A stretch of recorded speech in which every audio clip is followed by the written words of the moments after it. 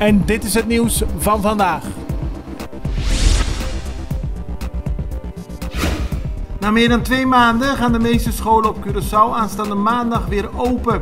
Dat geldt alleen voor de scholen die goedgekeurd zijn bij een hygiënecontrole door de hygiënebrigade. De scholen zullen de leerlingen en hun ouders een aangepast programma en rooster doorsturen. Dat kan per school verschillen. In het kader van de COVID-19-crisis zijn scholen verantwoordelijk voor hun hygiëneprotocol en dienen zij zich aan de richtlijnen te houden. Dat heeft het ministerie van Onderwijs bekendgemaakt.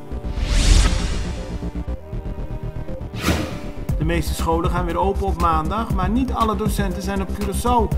Dat heeft Lisette van Amoen-Gamers gezegd, directeur van het Rooms-Katholiek Schoolbestuur.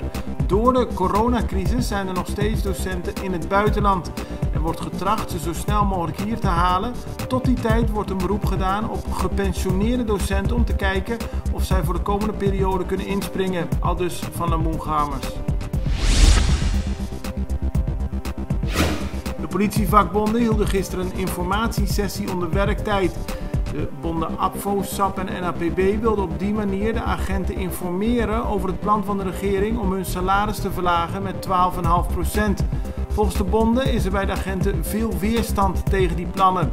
Ze willen nu zo snel mogelijk met minister Armin Conquet van Bestuur, Planning en Dienstverlening om tafel zitten.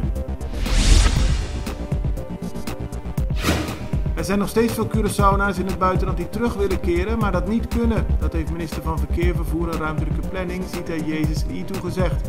Volgens haar heeft de overheid met een groot deel van hen daadwerkelijk contact. Niettemin komen er bijna dagelijks vliegtuigen met ingezetenen aan op Curaçao. Gisteren landde er een vliegtuig uit de Dominicaanse Republiek met Curaçaoënaars. Een dag daarvoor kwamen mensen uit Nederland aan op Curaçao. In totaal zijn deze week meer dan 300 mensen al teruggekeerd als ingezetenen. Enkele dagen na de vondst van een grote marihuana-plantage trof de politie gisteren weer een wietplantage aan. Dit keer in Sericandela. De politie had een bericht binnengekregen over een schietpartij en ging een kijkje nemen. Eenmaal daar aangekomen trof men niets aan. Verderop in de straat bleek echter een marihuana-plantage te zitten. De politie deed een inval en trof meer dan 1400 marihuana-planten aan. Verder een motor en een wapen met kogels. Ook bleek dat de eigenaren van het huis bij de plantage elektriciteit aftapten. Het is een fenomeen dat vaker voorkomt, maar nu wat erger lijkt dan anders. Sahara-zand. Op de voorpagina van de Extra een foto waarop duidelijk te zien is dat de kleine zandkorreltjes het zicht belemmeren. Volgens de meteorologische dienst zal Curaçao ook in de komende periode nog steeds last hebben van dit fenomeen. Vanaf 1 juni mogen op Aruba bars en restaurants de deuren weer openen. Tot nu toe waren sinds eind maart bars gesloten en mochten restaurants alleen eten bezorgen of af laten halen. Maar minister-president Evelien Wever-Kroes heeft een nieuwe versoepeling van de coronamaatregelen aangekondigd.